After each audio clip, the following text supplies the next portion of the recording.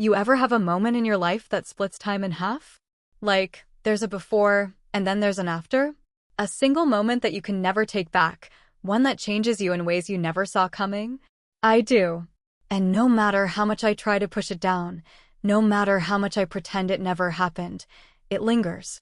It breathes in the quiet spaces of my life, in the silence between words, in the way I avoid my own reflection when I pass a mirror, in the way my heart races when I hear his name.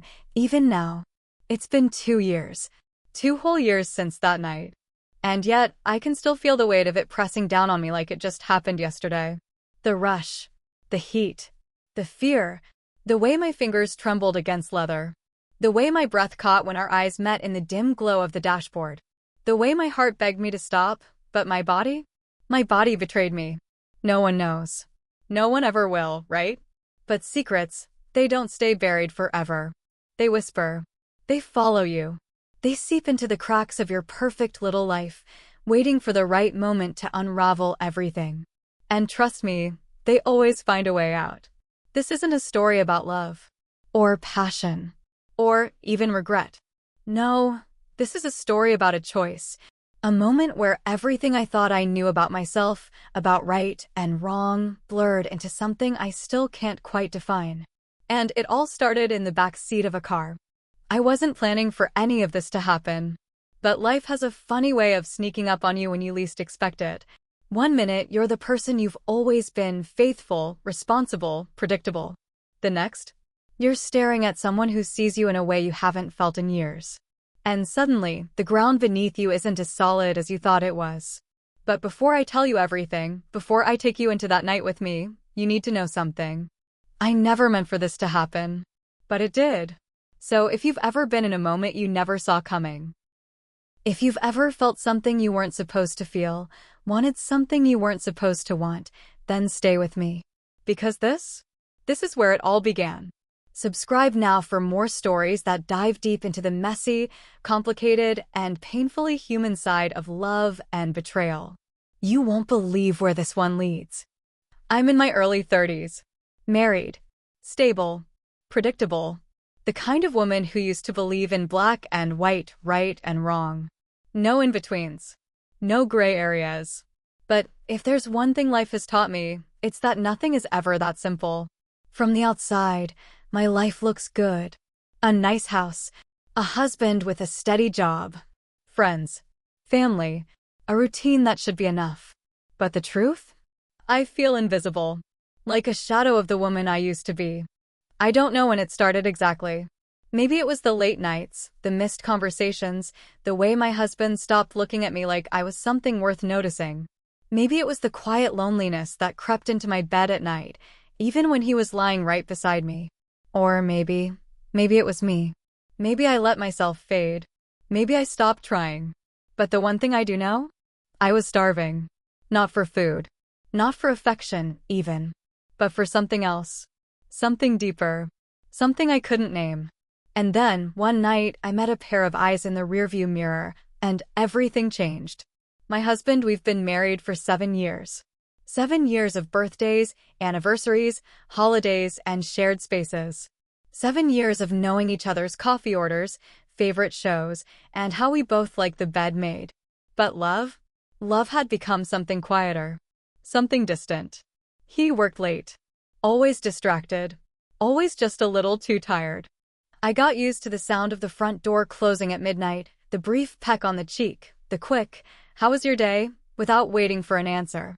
I used to miss him. Now, I wasn't sure if he even saw me anymore. Maybe that's why I didn't tell him who was driving me home that night. The other man, he wasn't a stranger. Not completely. He worked with my husband. A colleague. A friend. Someone I'd met in passing at holiday parties, barbecues, the occasional night out with mutual friends. He wasn't the type to stand out in a crowd, at least, not in a loud way.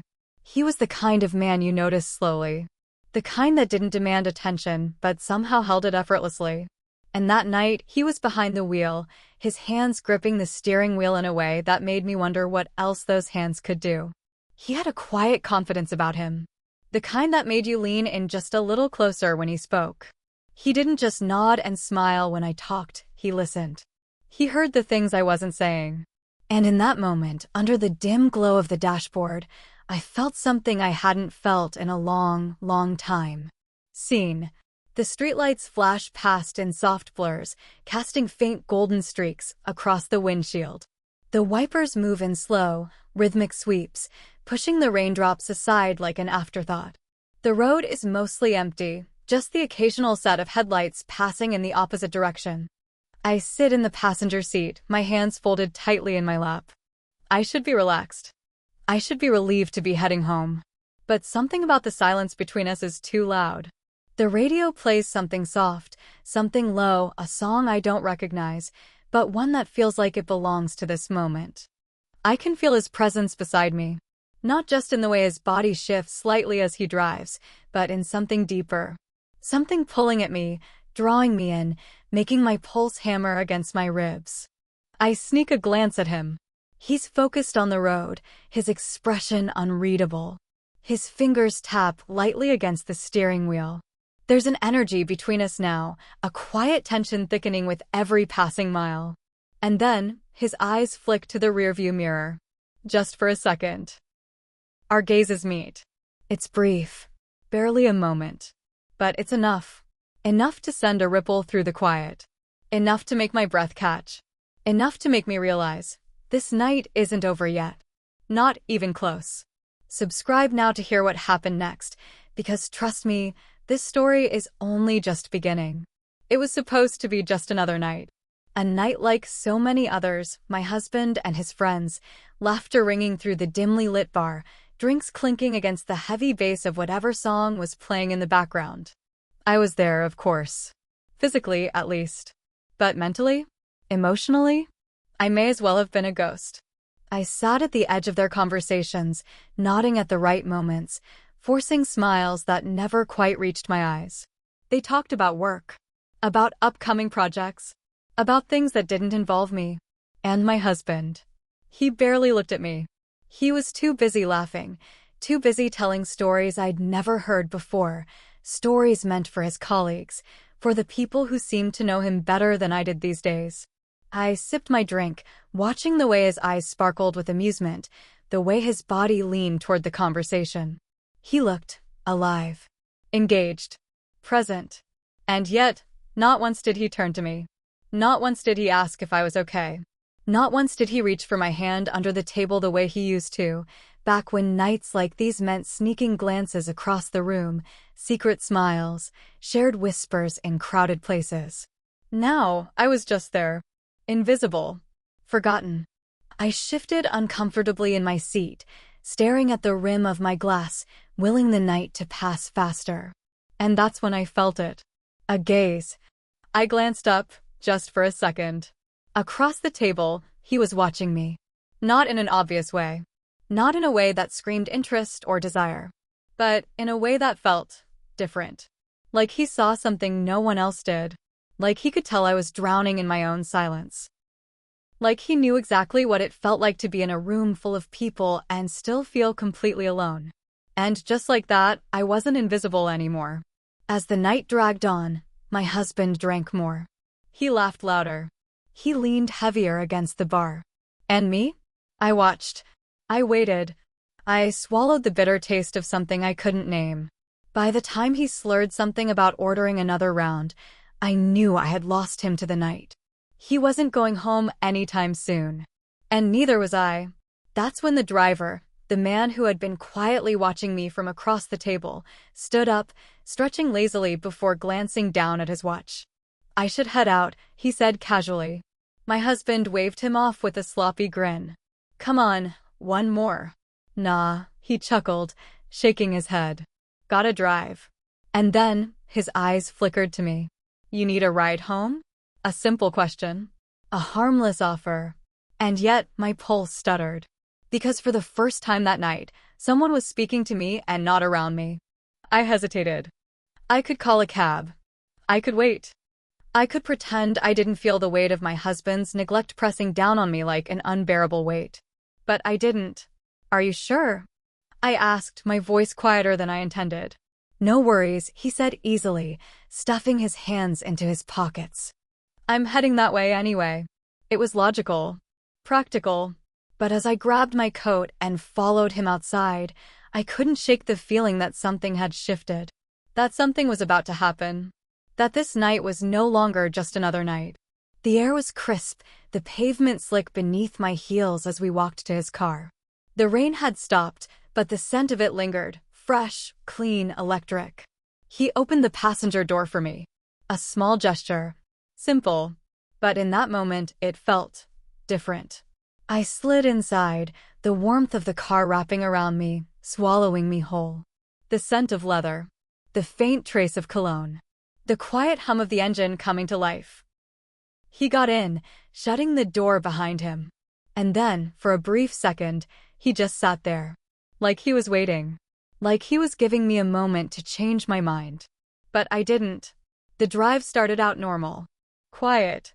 Just the sound of the tires against the wet road, the occasional flick of the turn signal, the soft melody of some song playing low on the radio.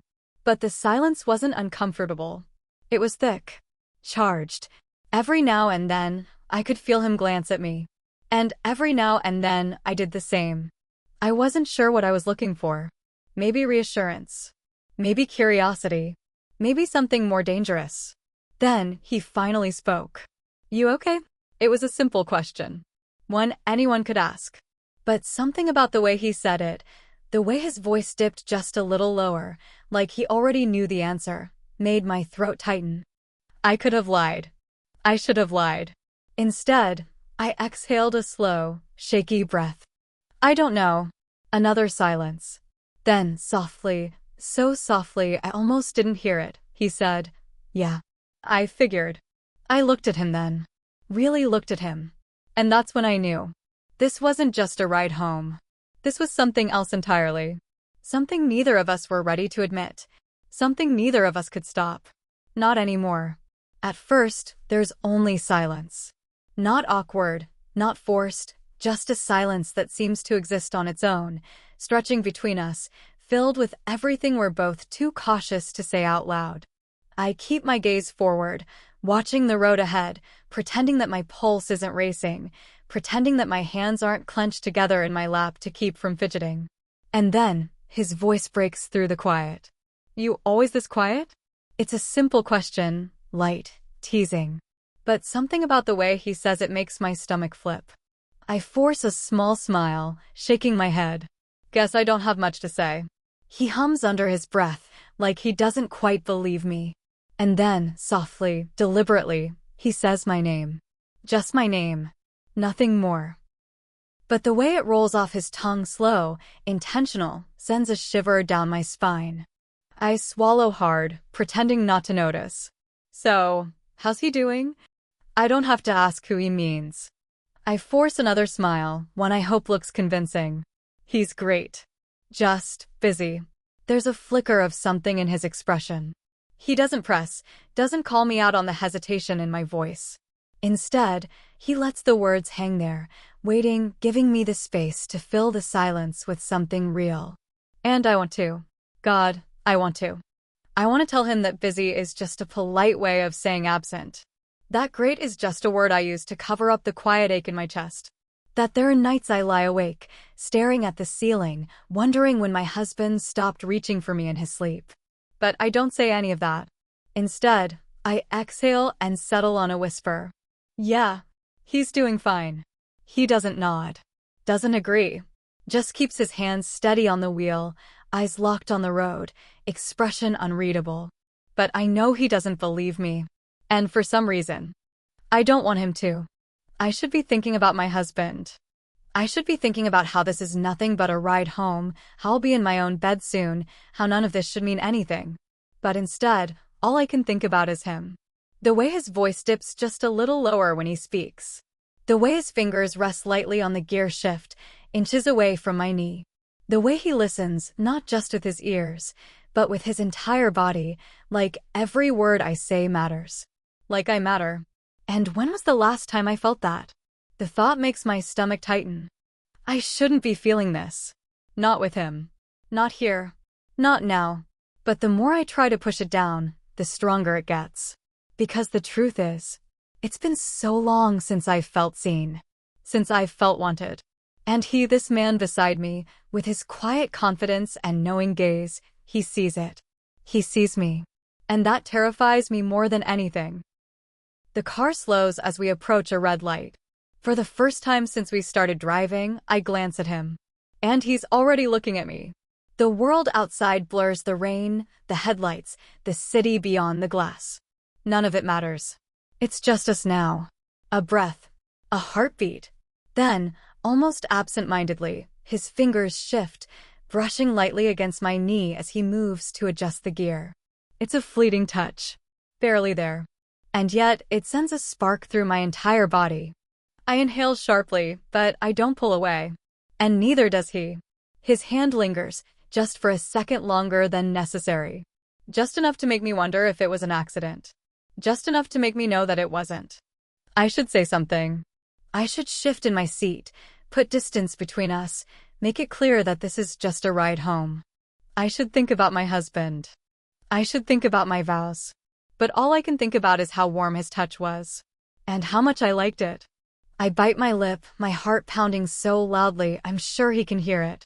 And just when I think I might say something, might break whatever spell is wrapping itself around us, he speaks first. You ever think about running? The question catches me off guard. Running? I echo. He nods, eyes still on the road. Not actually running. Just getting away. Leaving everything behind. Starting over somewhere no one knows you. Just being free. My breath hitches. Because yes, I have. I think about it all the time. But I don't say that. Instead, I laugh, soft, breathless. That's a dangerous question. He smirks. Yeah, it is. And just like that, the air between us shifts again. Something heavier. Something charged. Something that's no longer just a possibility but a temptation. And the worst part? I don't want it to stop. Not yet. Subscribe now. Because trust me, this is only the beginning. At the next red light, he exhales, tilts his head slightly, and looks at me. Not a quick glance. Not a passing look. A deep, searching gaze. One that lingers, one that sees past the surface, past the polite smiles and empty reassurances. One that sees right into me. You deserve to be happy. The words settle into the air between us. Weighty. Heavy. Final. My breath catches. I don't know what to say. Because happy? I don't even remember what that feels like anymore. I laugh, but it's soft, breathless. More of an exhale than anything else. I drop my gaze, staring down at my hands, my wedding ring catching the faint glow of the dashboard lights. I should say something. I should deflect, make a joke, turn the conversation back to safer ground. But I don't. Because deep down, I know he's right. And the fact that he sees it, the fact that he knows, is both terrifying and intoxicating all at once. The light turns green. But he doesn't move. Not right away. His fingers tighten on the steering wheel. His jaw clenches, like he's holding something back. Like there's something he wants to say, but thinks better of it. Then, after a beat, he shifts back into motion, the car gliding forward, as if nothing happened. As if that moment, heavy and charged, wasn't enough to make my pulse race. But it was. And the worst part? I didn't want it to end. I glance at the familiar landmarks outside, the ones that usually mark the path home. But something's off. We're not going the usual way. The turns are different. The street's quieter. The lights fewer and farther between. I thought we were going straight home. I ask, my voice soft, uncertain. He doesn't look at me, just keeps his hands steady on the wheel. Just taking the scenic route. The words are easy. Casual. Like they don't mean anything. But they do. Because the thing about the scenic route? It's never about the view. It's about time. It's about drawing out a moment, stretching it just a little longer. It's about avoiding the inevitable. And I should protest. I should insist he take me home, that this drive is nothing more than what it is, a ride, a favor, a simple act of kindness. But I don't. Because something about this feels right. Wrong, but right. And maybe, Just for a little while, I want to exist in that in-between space, in that quiet, stolen moment before reality crashes back in. The road narrows, lined with trees, the streetlights barely touching the pavement. It's quiet here, secluded, the kind of road where secrets are kept. My heart pounds, not from fear, from something else entirely. His hand moves, resting lightly on the console between us. And then, slowly, so slowly I almost don't realize it's happening, his fingers brush against mine. It's not an accident. It's not nothing.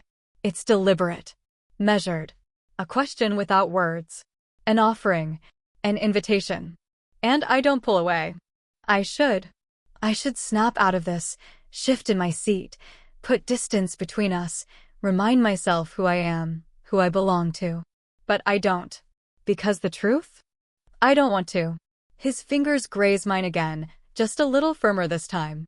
And when I finally look up at him, his eyes flick toward me, just for a second, just long enough to see if I'll stop him. I don't. And that's all the permission he needs. His hand turns, his fingers sliding beneath mine, his palm warm against my skin. A touch. Just a touch. But it's more than that. It's everything. It's years of loneliness, of longing, of aching to be seen, felt, wanted. It's 1,000 unsaid things between us. It's crossing a line we can never uncross.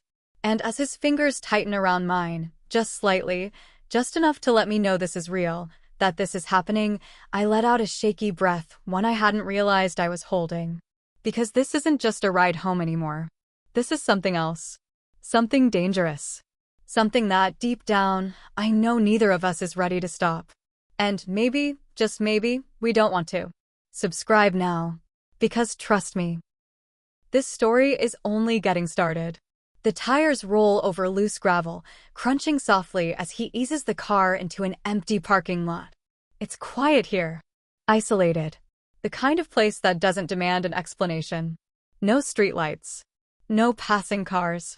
Just us. The rain has stopped completely now, leaving behind a world slick and glistening under the faint glow of the dashboard lights.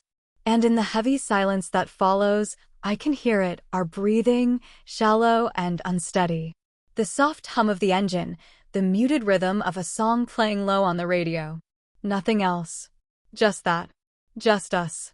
He shifts the gear into park, and for the first time since we left, neither of us move. Neither of us speak, because we both know. We've known from the moment our hands touched. From the moment we let the silence linger too long. From the moment we let ourselves want. And now, here we are. I stare at the windshield, at the streaks of water still clinging to the glass, at the faint reflection of his hands gripping the steering wheel.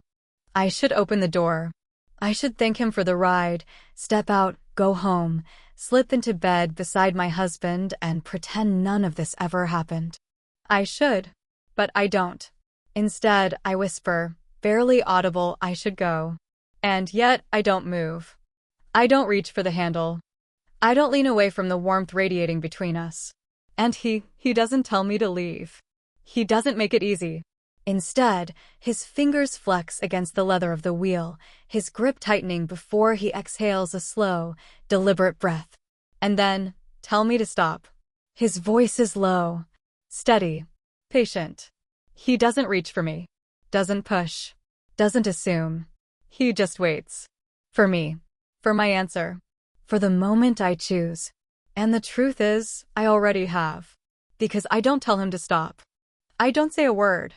I just turn to him, slowly, deliberately, and finally, meet his gaze head-on. And in that instant, everything shifts. The tension, the restraint, the unspoken hesitation.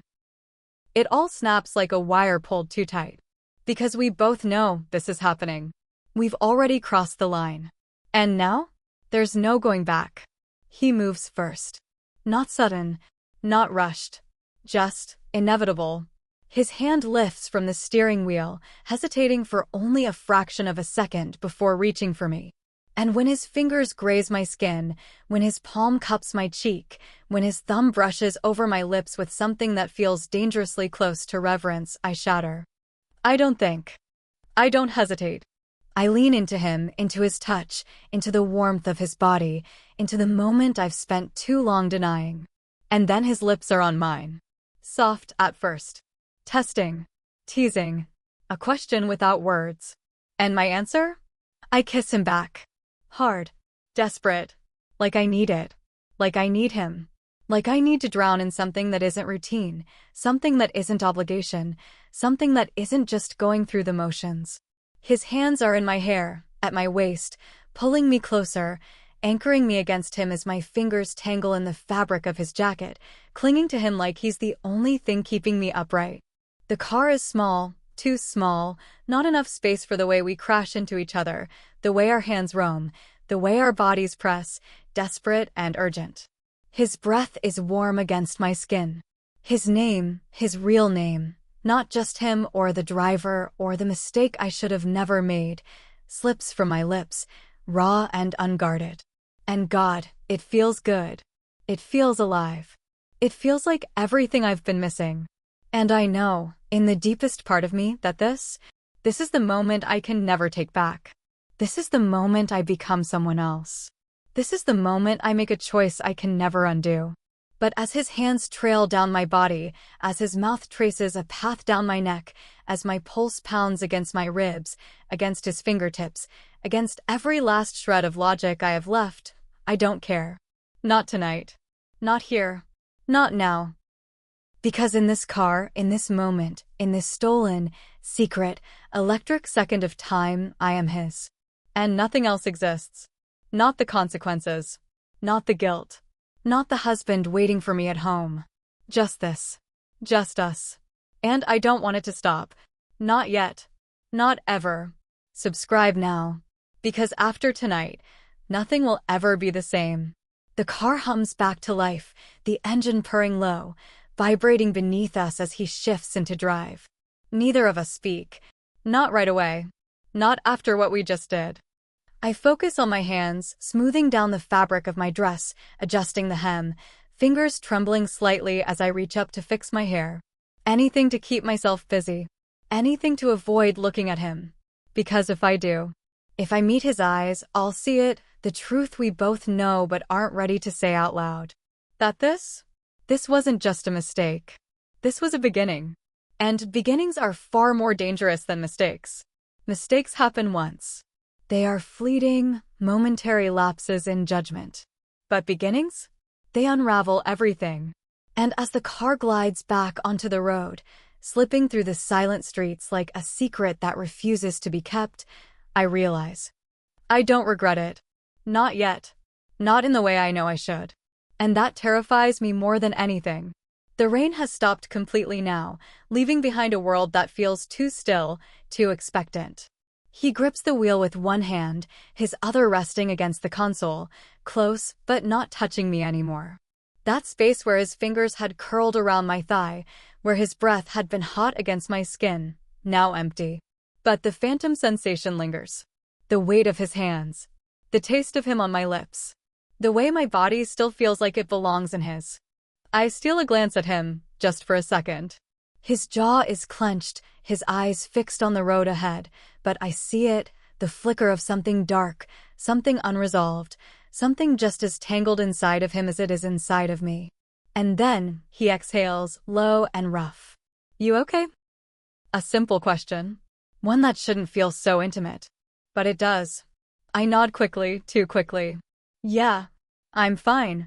He doesn't call me out on the lie. Just hums under his breath, a sound that feels like understanding. And we drive. Together, yet apart. Connected, yet splintered. Both of us knowing that the weight of what just happened is only beginning to settle. The house is dark when we pull up to the driveway. A single porch light glows dimly, casting long shadows across the pavement, making everything feel unreal. I swallow hard, fingers tightening around my purse, my heart pounding so loud I swear he can hear it. I should say something. But what? Thanks for the ride? Thanks for ruining me? Thanks for making me feel alive again? The words stay lodged in my throat, trapped by the suffocating reality of what happens next. I have to go inside. I have to return to my life, to my home, to my husband. To the man who has no idea that I've just given away a piece of myself to someone else. And that is a betrayal I can never take back. I reach for the door handle, but I hesitate. 1 second. 2. 3. Like I'm waiting for something. For him to stop me? For him to pull me back, tell me this isn't over? For some kind of reassurance that I'm not alone in whatever this is? I turn my head slightly, just enough to see him watching me. His expression unreadable. His hands still gripping the steering wheel, knuckles tight. Like he's holding back. Like he's fighting the same war inside himself that I am. Get inside safe. That's all he says. And I nod, throat thick, fingers curling tighter around the strap of my purse as I push open the door and step out. The night air is cold against my skin, a cruel contrast to the lingering heat inside the car. I don't look back. I can't. If I do, I might run back to him. And that would be the real mistake. The front door creaks softly as I step inside, closing it carefully behind me. The house smells the same. Warm, familiar, safe. Like nothing has changed. But I have. And suddenly, this place doesn't feel like home anymore. I slip off my shoes, moving quietly through the dimly lit hallway, my breath shallow, my pulse still unsteady. And then I see him. My husband. Asleep on the couch, one arm draped over his chest, the faint sound of his breathing filling the space. Peaceful. Unaware. Oblivious. Guilt hits me like a tidal wave, crashing over me so violently I have to grip the wall to keep from sinking. What have I done? What have I become? I press a hand to my lips, as if I can wipe away the memory of another man's mouth on mine, as if I can erase the taste of him, the feel of him, the way my body still hums with the aftermath of something I should never have allowed. But I can't, because it's still there. The heat, the ache, the wanting, and that's the worst part. Not just the guilt, not just the betrayal, but the fact that even now, standing here in the life I swore I wanted, I still want him. I stare at my husband, at the man I once loved so fiercely, so completely. And I wait. For the regret to come. For the shame to drown me. For the overwhelming certainty that I will never let this happen again. But it doesn't come. Instead, all I feel is the quiet, unsettling truth. I don't know if I can stop. Because now that I've crossed the line, now that I've let myself taste something that makes me feel again, I don't know if I want to. Subscribe now. Because the real fallout? It hasn't even begun yet. I lie in bed, staring at the ceiling. The sheets feel cold against my skin, too crisp, too untouched. My husband is still on the couch downstairs, the distant hum of the television filling the emptiness I left behind. And me? I can still feel him. Not my husband. Him. The weight of his hands. The warmth of his breath. The way he looked at me like I was something worth unraveling. It replays in my mind, over and over, like a film I can't stop watching. The heat. The urgency. The quiet, desperate need that neither of us could control. And the worst part? I don't regret it. I know I should. I should be drowning in guilt, in shame, in the overwhelming certainty that I have just ruined everything. But I'm not. I'm just awake. Alive. More alive than I've felt in years. And that terrifies me. Because what does that say about me? What kind of woman steps out of her marriage and feels this instead of remorse? I squeeze my eyes shut, willing sleep to come. But it doesn't. Because the truth is, I don't want to close my eyes. If I do, I'll see him. And I don't know if I want to stop seeing him just yet. I don't know when I started feeling this, empty. Was it when my husband stopped noticing me? Was it when our conversations became mechanical, more about logistics than love? Was it the nights spent lying beside him, feeling like a stranger in my own marriage? Or was it just me? Had I outgrown the life I built? Had I become something unrecognizable, desperate for something to shake me awake? Did I want him? Or did I just want to feel something again? The answer should be simple. But it's not. Because the truth is, it wasn't just about feeling something. It was about feeling him. The way he saw me. The way he made me remember a version of myself I thought I'd lost. And that is something I can't ignore. Because now that I've had a taste of it, I don't know if I can go back. At some point, I hear the creak of the stairs. The familiar sound of my husband making his way to bed. I pretend to be asleep. It's easier this way. He climbs in beside me, his movements slow, careful. And then, just like every other night, he sighs, turns onto his side, and drifts off. As if nothing is different. As if I'm still the same woman he kissed goodbye this morning. As if I haven't just undone 7 years of marriage with a single decision. I turn my head slightly, watching him in the dim light. He looks peaceful, trusting, oblivious. And for the first time since I stepped out of that car, guilt finally creeps in, curling itself around my ribs, pressing heavy against my chest. Because he doesn't know. He has no idea. And he'll never know, right? The first thing I feel when I wake up is the weight of it. Not just the physical exhaustion of a sleepless night, but the emotional weight of what I've done. The house is quiet. The air still smells like coffee and something warm, something familiar. My husband is already up, dressed, moving through the kitchen in his usual routine. And when I step inside, hair messy, body wrapped in a robe that suddenly feels too heavy, he turns to me with a soft, sleepy smile. "Morning," he says. Like nothing is different. Like I haven't broken something between us. I force a smile. "Morning." He moves toward me, pressing a soft kiss to my forehead before reaching for his coffee. "You okay? You look tired." I swallow. Tired. That's what he sees. Not guilt. Not regret. Just exhaustion. And maybe that's the worst part of all. How easy it is to hide. How easy it is to pretend. I'm fine, I lie. And he believes me. He always does. Because that's what trust is, isn't it? Believing in someone even when they don't deserve it. He finishes his coffee, grabs his keys, and heads for the door. I stand there, watching, waiting, half expecting him to pause, to hesitate, to sense something is wrong. But he doesn't. He just leans in, presses a soft, familiar kiss to my lips. Like he always does. Like I haven't just betrayed him in the worst possible way. "I'll see you tonight." Yeah. My voice barely makes a sound. See you tonight. And then he's gone. The door clicks shut. The silence stretches. And I am alone. Alone with the weight of what I've done. Alone with the knowledge that I can never take it back. Alone with the terrifying, suffocating realization that despite the guilt, despite the shame, despite the crushing certainty that I should never let this happen again, I still want him. I still want more. And that is the most dangerous truth of all. Subscribe now. Because once you cross the line, there's no turning back. Was it just a moment of weakness? Or something more? Was it the loneliness? The neglect? The years of feeling invisible? Or was it the way he looked at me, the way his hands felt against my skin, the way, for the first time in so long, I felt alive? Tell me, have you ever been caught between loyalty and desire? Between the life you swore you wanted and the temptation of something you can't quite name? I know I'm not the only one who's felt this. I know there are others out there, people who have stood at this crossroads, staring at the line between right and wrong, between love and longing, between what we should do and what we want to do. So tell me, what would you have done? Would you have stopped before it was too late? Would you have pulled away, told yourself it was just a fleeting moment, an illusion, a passing storm that would fade with time? Or would you have done what I did? Would you have let yourself fall? Would you have let yourself feel something you weren't supposed to? Drop your thoughts in the comments. Let's talk about it. Let's be honest.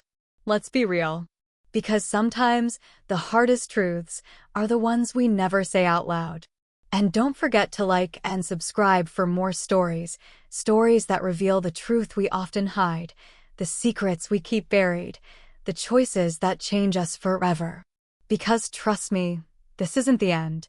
Hit that like button, leave your confessions below, and make sure you're subscribed. Because what happens next? It's only just beginning. They say some moments haunt you forever. I never understood that until now. Because the thing about secrets? They don't stay buried. Secrets don't disappear. They live beneath your skin. They breathe in the quiet moments, whisper in the spaces between words. They follow you. In the way your fingers hesitate before responding to a text. In the way your body tenses when your husband touches you because his hands don't feel the same. In the way your heart beats just a little too fast when you see his name appear on your screen. Secrets don't just exist in the past. They infect the future. And I have to live with that now. I should feel ashamed. I should feel sick with regret, drowning in the weight of what I've done, what I've allowed to happen. But the truth? The truth is, I don't know what I feel. I only know that last night woke something up inside of me. Something I thought was dead. Something that terrifies me. Because what happens when you taste something forbidden and you like it?